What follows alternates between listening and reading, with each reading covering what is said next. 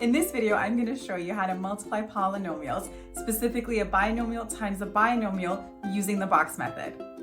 So what you'll want to do is in the description, I've got a download that you can follow along to make sure you understand, and it's got the boxes all printed out for you. So let's dive into our first example. Okay, in our first example, what I've done is I've broken up our polynomials and I put them in our boxes. The way this works is we're going to take one term and split it in the top of the box and the other term and split it in the second vertical part of the box. Now let's start and multiply them. So with our first box, we've got x times x. Now remember, there's an invisible 1 there, so it's almost like saying x to the power of 1 times x to the power of 1. Well, that's going to be x squared because we can add those exponents. Now let's look at the next column. We've got 1, and we're multiplying that by x. So really that's 1 times x, or 1x. Now remember, in math, we tend not to write those ones, so we can just leave that as an x. Okay, let's look at the second column. Let's look at the first column and the second row. So that's x times 2, or 2 times x. Well, that will just be 2x. And finally, our last column is 1 times 2. Well, we know what that is. That's just going to be 2. Now, what's interesting about this box method is we can start to highlight almost always the components that are going to be in that diagonal part of that box. That is going to be our like terms that we have to collect. So we have to add those together because they have the same exponent and they have the same base. So what that means is we have x squared. That's just coming from our initial x here. And then we can add up that terms that I've highlighted there. So we've got 2x plus 1x. Well, that's going to be 3x. And then we can just bring down our last, which is plus 2. So that is our answer for the first example. Let's dive into the second one. Okay, here's our second example. So this time I did not write the terms on the sides of the box, so we can do that together. So remember, one term or one polynomial is going to go up here and the other polynomial is going to go to the side here. So that's going to become x, and we're going to bring that -2 with that second term. So x is going to go in the first column here and then -2 in the second. Let's bring down the second part of the polynomial. So that's going to be x and -5. And now we can just start to multiply everything within that chart. So x times x will give us x squared.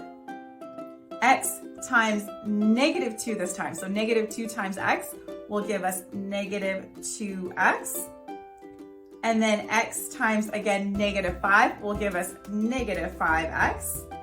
And finally, our last terms is going to be a negative times a negative. So a negative times a negative is going to give us positive 10. Now, just like last time, I can look at the terms that almost always are going to appear in those two boxes, and we can combine those like terms. Now, if you're unsure of what like terms are, make sure you check out my video here where I go through and explain all the like terms of polynomials. Okay, back to this example. So I have -5x and -2x.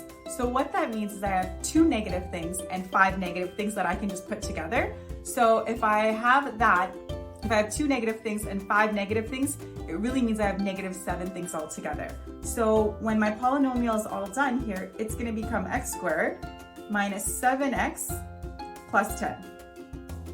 Okay, let's go into our third example. Okay, here is our third example. Now I'm going to encourage you to pause the video and fill in the terms on the top and the side. And if you're feeling confident, go ahead and finish the whole polynomial and then hit play to see if you're right.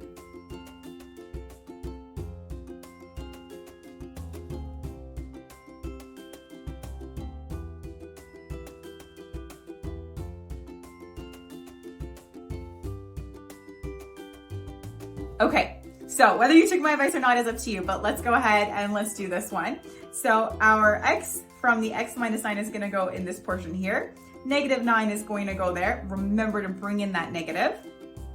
Our second polynomial is going to go right on that vertical side. And I forgot to mention, it really doesn't matter which side you do it. Just make sure you carry those signs with them, like the -11 or the -9 in this case. So I'm going to have x and -11 here. Now I'm just going to multiply everything together. So this would be x squared. This one is -9 times x. That's going to give me -9x. This one is x times negative 11. So that's going to give me negative 11x. And finally, my last term is a negative times a negative. That's going to be a positive. So that's going to be positive 99. And then again, we can collect those like terms.